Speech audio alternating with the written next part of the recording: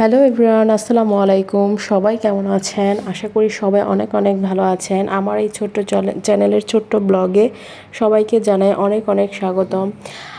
চেষ্টা করি প্রত্যেকদিন ব্লগ দিতে। একদিনও যদি ব্লগ না দিই তাহলে কিন্তু আমার খুব খারাপ লাগে। তোমাদের কেমন লাগে সেটা আমি জানি না। তোমাদের কার কেমন লাগে? তোমরা কিন্তু নীরবে আমার ভিডিওগুলো দেখছো, কিন্তু কেউ ভালো কমেন্ট করছো না। প্লিজ ভালো একটা কমেন্ট করবে তোমরা যারা যারা দেখছো। তোমাদের একটা কমেন্টে আমি অনেক দূর এগিয়ে যেতে পারবো। তোমাদের একটা লাইক অ্যান্ড শেয়ারের মাধ্যমে আমি অনেক দূর এগিয়ে যেতে পারবো। তো যাই হোক, সকাল সকাল ঘুম থেকে উঠে দেখতেই পেলে নাস্তা বানিয়েছিলাম, নাস্তা খেলাম। তারপর দুপুরে রান্নাবান্না করছি অ্যাজ ইউজুয়াল, প্রতিদিন যা করি তাই। আমি তো একজন হাউস ওয়াইফ, তো বাসায় তো আমি এগুলিই করবো, তোমাদের সাথে এগুলো শেয়ার করি। তোমাদের ভালো লাগে কিনা সেটা আমার সাথে শেয়ার করো। তো যাই হোক, রান্নাবান্না করছিলাম, আর সাথে তোমাদের সাথে তো আমি প্রত্যেক দিন আড্ডা দিই। মানে আড্ডা বলতে আমি আমার কথাগুলো শেয়ার করি, তোমরা তো আমার কথাগুলোর কোনো রিপ্লাই দাও না। তো যাই হোক, আমার একটা আশা আছে যে একদিন আমি ইউটিউব থেকে ইউটিউব প্লে বাটনটা পাবো, আমি আশা করি। কিন্তু এত সহজ না রাস্তাটা কঠিন। কোনো কিছু পেতে হলে কোনো কিছু হারাতে হয়। যেমন আমি এত শ্রম দিচ্ছি, আমার মনে হয় যে আমার শ্রম আমার সাথে পরিশ্রম কখনো, একটা কথা আছে না, পরিশ্রম কখনো আপনাকে ধোঁকা দিবে না। তো যাই হোক, আমার মনে হয় আমার পরিশ্রম আমাকে ধোঁকা দেবে না। তবুও আমি ট্রাই করব। সবাই তো সফল হতে পারে না, আমি যেন সফল হতে পারি আমি সেটা চেষ্টা করব। তো যাই হোক, কথা বলতে তোমাদের সাথে এদিকে কিন্তু আমি অনেকগুলো কাজে গিয়ে নিয়েছি। আর কে কয়টা বাজে রান্নাবান্না শেষ করো সেটা শেয়ার করবে অবশ্যই। আর আজকে তোমাদের সাথে শেয়ার করব যে একজন মহিলার চিন্তামুক্ত থাকতে হলে 3টা কাজ করতে পারে। এটা আমার পরামর্শ, আমি কিছু পরামর্শ শেয়ার করতে পারি। সেটা হচ্ছে যে আমি হাদিসে পড়েছি আর কিছু কিছু ওয়াজ থেকে শুনেছি যে যখন মানুষ বেশি টেনশনে থাকবে তখন যেন বেশি বেশি দুরূদ পড়ে। একজন মহিলার সর্বপ্রথম কাজ হচ্ছে 5 ওয়াক্ত নামাজ পড়া, এবং 5 ওয়াক্ত নামাজ পড়লে আপনার দুশ্চিন্তাগুলো আল্লাহ তাআলা আস্তে আস্তে দূর করে দেবেন। তো তবে এটাও মনে রাখবেন, অনেক মহিলাকে আমি দেখি যে নামাজ কালাম পড়ছে কিন্তু গীবত বন্ধ করতে পারছে না। মানুষের নামে যে এই যে মিথ্যা পাপাচার, মিথ্যা কথা বলা, মিথ্যা অভিযোগ করা, একটা কথাকে 4টা বানিয়ে বলা, এগুলো তারা বন্ধ করতে পারছে না। তো আপনি নামাজও পড়লেন, গুনাহও কামাই করলেন, তাহলে তো হইল না। আপনি যদি আসলেই একজন পরহেজগার মহিলা হন, তাহলে আপনার সর্বপ্রথম কাজ হচ্ছে যত পাপ কাজ আছে সব কিছু বাদ দেওয়া। আর পাপ কাজ কাকে বলে সেটা তো আগে বুঝতে হবে। সেটা বুঝতে হলে আপনাকে একটা ভালো পরিবেশে থাকতে হবে, একজন পরহেজগার মানুষের সাথে থাকতে হবে। আপনি যদি সবসময় যে পাপী, যারা ঝগড়া করতেছে, যারা মিথ্যে বলতেছে, যারা ছেলের বউকে জ্বালাচ্ছে, তারপরে আপনি সবসময় দেখছেন ননদ ননাস জ্বালাচ্ছে, হ্যাঁ, আপনিও চাচ্ছেন আপনার পরিবারটাও তেমন হোক, আপনিও তেমন করে ঝগড়া করেন, তাহলে তো হবে না। আপনাকে ভালোটা শিখতে হবে। আপনি যখন ভালো কিছু দেখে শিখবেন, ভালো হবেন, তখনই আপনার সেই 5 ওয়াক্ত নামাজ আল্লাহ পাক কবুল করবেন।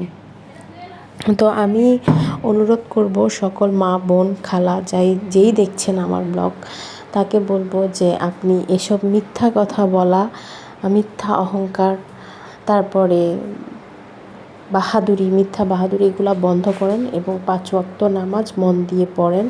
তাহলে দেখবেন আপনার লাইফের সব টেনশন দূর হয়ে যাবে। নাম্বার 2 হচ্ছে যে আপনি আপনার সংসারে মনোযোগ দিন। বাহিরে যা কিছু হচ্ছে হোক, আপনি আপনার সংসারটা ঠিক রাখেন।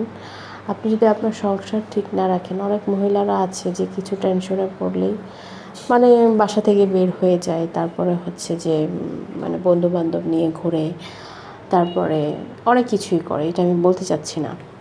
তো যাই হোক, ওইটা বন্ধ করতে হবে। নাম্বার 3 হচ্ছে যে আপনি নিজেকে ব্যস্ত রাখেন। নিজেকে ব্যস্ত রাখা বলতে হচ্ছে যে আপনি ঘরের কাজ করছেন, বাচ্চা সামলাচ্ছেন, পড়াশোনা করছেন, তার পাশাপাশি চিন্তা করেন যে আপনি আর কি পারেন, আপনার আর কি গুণ আছে। আপনার যদি একটা গুণ থাকে যে আপনি ভালো সেলাই করতে পারেন, সেটা নিয়ে আপনি একটা বিজনেস শুরু করতে পারেন। তারপর আপনি যদি মনে করেন যে আপনি রান্না বান্না করে আপনি রান্নায় ভালো, আপনি একটা পেজ খুলতে পারেন যেখানে আপনি অনলাইনে খাবার বিক্রি করবেন। হ্যাঁ, ওটা করতে পারেন।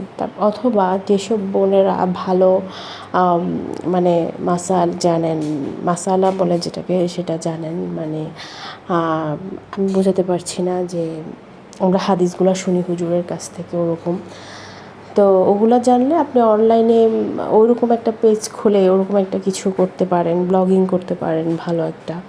তো এরকম কিছু আপনি করতে পারেন, করে নিজেকে ব্যস্ত রাখতে পারেন। তো যাই হোক, আমি যতটুকু জানি ততটুকু আপনাদের সাথে শেয়ার করলাম। যদি আমার কথাগুলো আপনাদের ভালো লাগে, অবশ্যই লাইক অ্যান্ড সাবস্ক্রাইব, এবং আমার পাশে অবশ্যই থাকবেন ভালো একটা কমেন্ট করে। আর আমার এই চ্যানেলে দেখছি যে, মানে আমি জানি না, আমি বড় বড় ব্লগ দিলেও দেখছি, ছোট ছোট ব্লগ দিলেও দেখছি যে আমার ওয়াচ টাইম কাটা যাচ্ছে। কেন আমার ওয়াচ টাইম কাটছে আমি জানি না। আমি তো প্রত্যেক দিনই ব্লগ দিচ্ছি। কেউ যদি জেনে থাকো যে কেন আমার ওয়াচ টাইম থেকে কেটে নেওয়া হচ্ছে, এটা আমাকে অবশ্যই জানাবে। তো যাই হোক, আমার তো 2টা ওয়াশরুম, তো একটা ওয়াশরুমে তো আমরা রেগুলার ইউজ করি। তো আমার আরেকটা ওয়াশরুম আছে যেটা ইউজ করা হয় না। তো ভাবলাম যে আজকে ওই ওয়াশরুমটা পরিষ্কার করি। ওই ওয়াশরুমটা অনেক বেশি নোংরা হয়েছিল। আমরা ওটা ইউজ করি না যেহেতু, তো ভাবলাম যে ওটা পরিষ্কার করি। তো যাই হোক, এটা কাজে লাগে যখন আমার বাসায় মেহমান আসে, বা যখন এক বাথরুমে ওর বাবা যায়, ওরা যায়, তখন আমার আরেকটা বাথরুম তো ইউজ করতে হয়। গোসল বলেন, অজু বলেন, আমি করতে পারি। যেহেতু আমাদের এক্সট্রা আর কোনো জায়গা নেই, আমাদেরকে তো অজু এখানেই করতে হয়, তো তখন লাগে। তো যাই হোক, ওইদিকে ঘর দুয়ার ঝাড় দিলাম, আপনারা তো দেখলেনই, দুয়ার না মানে ঘর ঝাড় দিলাম। তো যাই হোক, অনেকে আবার বলবে যে আমি কি বলছি না বলছি। তো ওগুলো করে এসে বিছানার চাদর ধুয়ে দিয়েছিলাম, ওটা নিয়ে আসলাম, নিয়ে এসে তারপর বিছিয়ে দিলাম। আজকে কিন্তু কড়া একটা রোদ উঠেছিল। আমি আজকে 2টা বেডশিট ধুয়ে দিয়েছিলাম, এবং অনেক বালিশের কাভার ছিল, ওগুলো ধুয়ে দিয়েছিলাম, অনেক কিছুই ধুয়েছিলাম। তো ওগুলো শুকিয়ে যায়, এবং প্রায় 2টা 2:30টার দিকে ঝুম বৃষ্টি চলে আসে আবার। তো হালকা রোদ থাকলেই চলে, কাপড় চোপড়গুলো ভালো করে শুকিয়ে যায়। তো যাই হোক, এদিকে আমি বিছানাটা গুছিয়ে নিলাম। কেমন হলো বলো তো?